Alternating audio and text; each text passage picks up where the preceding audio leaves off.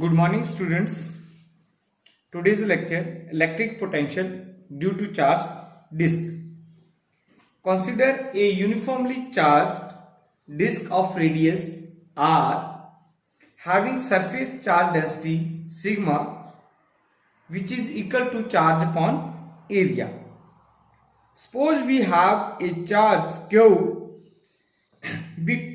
on the disk and point P is on the axis of the disk at a distance x from the center of the disk O, where electric potential due to charge disk to be calculated. The disk is assumed to be made of concentric ring of radii O to R. Consider the ring of radius r and thickness dr, then the area of the ring is equal to 2 pi r dr as shown in figure. So the charge on the ring dq is equal to sigma into 2 pi r dr, where sigma is equal to q upon 4 pi r square. Let it be equation number 1. The electric potential at a point P due to the ring is given by dV is equal to 1 upon 4 pi epsilon naught dq upon r square plus x square का square root. अगर आप figure में देख रहे हो तो हमने वहां पे वो लाइंस जो है वो निकाली हुई है r square plus x square का स्क्वायर रूट. राइट, सिंप्लीफाई कर लेते हैं इस इक्वेशंस को और 1/4 pi epsilon not.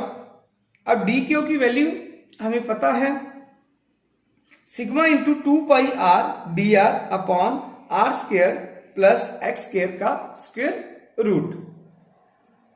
Therefore the electric potential at a point p due to charge disk is given by. अब हमने इसका इंटीग्रेशन कर देंगे तो हमारे पास पोटेंशियल आ जाएगा. Then in the range of 0 to r 1/4 pi epsilon naught 2 pi r sigma d r upon x square plus r square का square root. Then we have sigma upon 2 epsilon naught, ये बाहर आ गया हमारे integration से. Then we have integration with the limit 0 to r d r upon r square plus x square का square root. अब हम और इसको सिंप्लीफाई कर सकते हैं इस इक्वेशंस को. Put r square plus x square is equal to y, then 2r dr is equal to dy, या r dr is equal to dy upon 2 भी लिख सकते हैं हम. अब हम इस इक्वेशन को सिंप्लीफाई कर लेते हैं जो हमारे पास इंटीग्रेशन के अंडर थी 0 टू r या limit 0 to r dr upon r square plus x square का square root is equal to x square plus r square limit होगी y की -1/2, क्योंकि नीचे था तो -1/2 अपॉन 2 dy.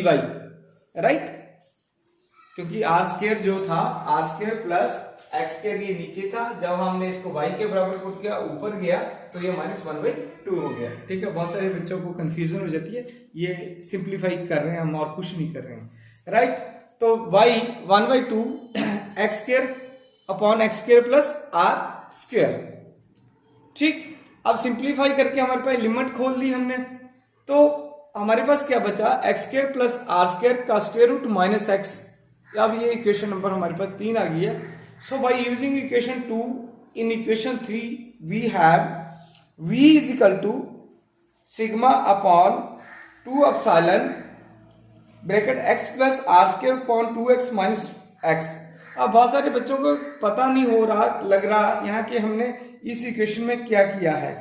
ये जो हमारे पास इक्वेशन नंबर 3 आई है वहां हमने क्या किया है, तो हमने वहां पे जो बाइनोमियल थ्योरम थी वो यूज की है. क्यों?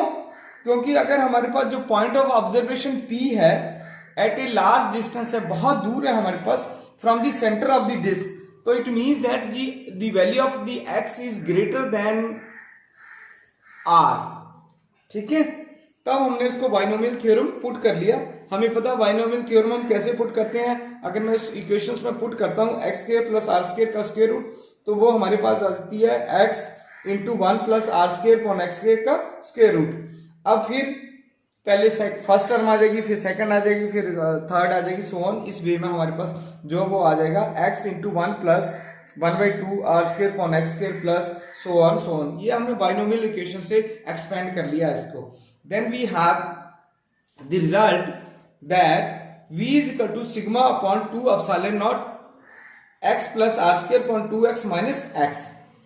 अब सिंप्लीफाई कर लेते हैं इसको, v is equal to sigma upon 2 epsilon naught into r square upon 2x। अब क्यों? क्योंकि हमारे पास पहले कंडीशन लगाई है कि x is greater than r। अब उसके बाद हमारे पास सिंप्लीफाई करके और क्या बच जाता है हमारे पास, sigma r square upon 4 epsilon x। तो सिग्मा किसके बराबर था, q upon 4 pi r square. तो v is equal to 1/4 pi epsilon naught q upon x। तो which is the required result, या we can say that is equal to the electric potential due to a point charge q at a distance x. So at a distance point of observation, the charge disk behaved as if whole of the charge on it were concentrated as a point charge at the center of the disk. Next article है हमारे पास potential due to uniformly charged spherical shell. We have a thin spherical shell of radius r in which the charge is uniformly distributed over the surface of the shell. Let sigma be the surface charge density. The charge on the spherical shell is q is equal to 4 pi r square sigma. We have a point P at a distance x from the center O of spherical shell at the potential to be calculated. Here is a point P from the center O. The distance between the OP is x, in which the point P we have to calculate the potential here. So we have to take an elementary portion of the shell in the form of ring whose radius is capital R sin theta and thickness R d theta as shown in figure. The area of the ring under consideration is equal to, area of this ring किसके बराबर होता है हमें पता, circumference into thickness या product of circumference and thickness। तो circumference क्या हुआ इसका 2 pi r sin theta into r d theta। तो 2 pi r square sine theta d theta. अब चार्ज कितना है इस रिंग पे वो भी कैलकुलेट कर लेते हैं। The charge on the ring d q is equal to area of the ring into surface charge density, जिसको हमने सिग्मा से रिप्रेजेंट किया हुआ है। तो 2 pi r square sine theta d theta into sigma, then 2 pi r square sigma sine theta d theta. Now the potential due to this elementary ring is given by dB is equal to 1/4 pi epsilon naught dq upon AP। A और P के बीच का distance, और A क्या है point मेरा, this point is my A। A और P के बीच का जो डिस्टेंस है उसको हम लोग कैलकुलेट करना चाह रहे हैं। क्यों? Sorry, here we have to point here, right here. This point is basically curve है, रिंग है, तो मैं इस पॉइंट को यहां शो करना चाह रहा हूं बेसिकली। तो this point is move here, this one, right, okay. Then the distance between a and p is equal to a p का square is equal to r square plus x square minus 2rx cos theta. अब इसको हमने क्या करना है, इस बड़ी रकम को है जो जितनी ये सारी टर्म्स हैं उसको मैंने t से रिप्रेजेंट कर लिया है। तो अब मैं डिफरेंशिएट करूंगा इस इक्वेशन को, then dt is equal to 2rx sin theta d theta. The condition is that where r and x are constants, then sin theta d theta is equal to dt upon 2rx। So we have to put this value, किसकी value, A B की value, and sine theta d theta in equation number 1, then we have dv is equal to 1 upon 4 pi epsilon naught into 2 pi r square sigma dt upon 2rx into t की 1/2 या square root of t। Simplify कर लिया मैंने। अब simplify करने के लिए क्या कर रहा हूं मैं यहाँ पे, अगर आप देख रहे हो इसको, तो हम लोग क्या करते हैं, 2 से 2 कैंसिल हो गया, ठीक है, राइट, 2 से 2 कैंसिल हो गया मेरे पास यहाँ। तो अब हमारे पास क्या बच गया है, 1.4 pi epsilon pi r sigma upon x. देखो एक आर से मैंने एक आर कैंसिल कर दिया, ठीक, तो हमारे पास बच गया पाई सिग्मा आर या pi r sigma upon x into d t upon t का स्क्वायर रूट या टी 1/2 हमने अलग कर लिया इसको। अब हम क्या करते हैं, अगर ऐसी कोई इक्वेशन आ जाती है, हमें पता है कि जब रिंग की बात करते हैं, स्फेरिकल शेल की बात करते हैं, जो थीटा वेरी करता है वो 0 to पाई में करता है, तो when theta is equal to 0 then t is equal to किसके बराबर आ जाएगा, r square plus x square minus 2rx, किसके बराबर है, एक्स माइनस आर का होल स्क्वायर के बराबर रहता। When theta is equal to pi के बराबर आ जाता, then the value is x plus r का स्क्वायर आ जाता है, क्योंकि ये लिमिट्स हो जाएगी, हमारा जो चार्ज है वो इस एरिया में मूव करेगा।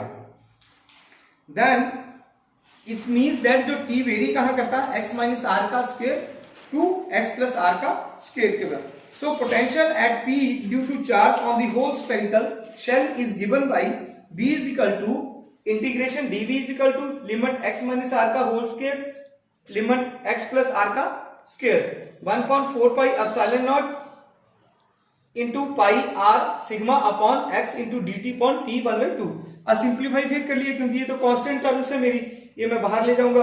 1.4 pi epsilon naught pi r sigma, right, अंदर क्या बचेगा हमारे पास, डी टी अपॉन टी की square root with the limits कौन सी है, एक्स माइनस आर का square into x plus r का स्क्वायर। अब सिंप्लीफाई करने के बाद हमारे पास क्या आता है, pi r sigma upon 4 pi epsilon naught x into 2, अंदर क्या बच गया मेरे पास, टी की 1/2, लिमिट्स क्या रहेगी हमारे पास, अपर लिमिट्स और lower limit, x minus r का होल स्क्वायर और x minus x plus r का होल स्क्वायर। अब फिर हमने इसकी लिमिट्स को रख लिया उसके बीच में, then we get the results b is equal to 2 pi r sigma upon 4 pi epsilon naught x into 2r, क्योंकि x से x क्या होगा यहाँ पे, जब हम इसको खोलेंगे देखो ये प्लस हो जाएगा और ये माइनस है, तो ये और ये टर्म कट जाएगी, तो हमारे पास 2r ही बच जाएगा।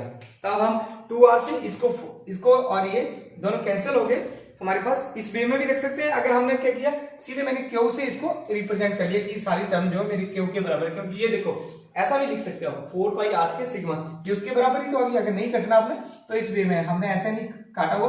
अगर सिंप्लीफाई करने के लिए कई बार वो सीधा अलग वे में एक्सप्रेशन लिखता है एग्जाम में, तब आपने इसको काट के रखना, अदरवाइज हमारे पास क्या आ जाता है 1.4 pi epsilon naught q upon x, क्योंकि क्यू हमने पहले ही रिप्रेजेंट किया 4 pi r square into sigma के बराबर है।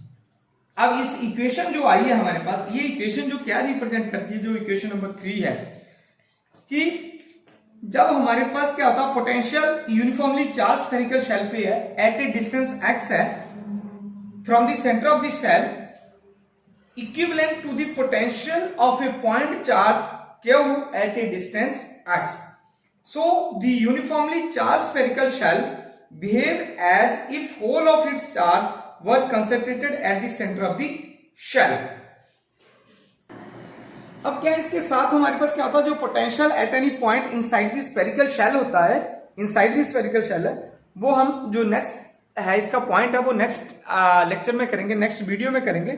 फिर हम समझ आएंगे कि हमारा जो सरफेस है वो इक्विपोटेंशियल सरफेस क्यों आता है, या electric field intensity inside the spherical shell 0 क्यों होती है, वो नेक्स्ट आर्टिकल में हम पढ़ेंगे।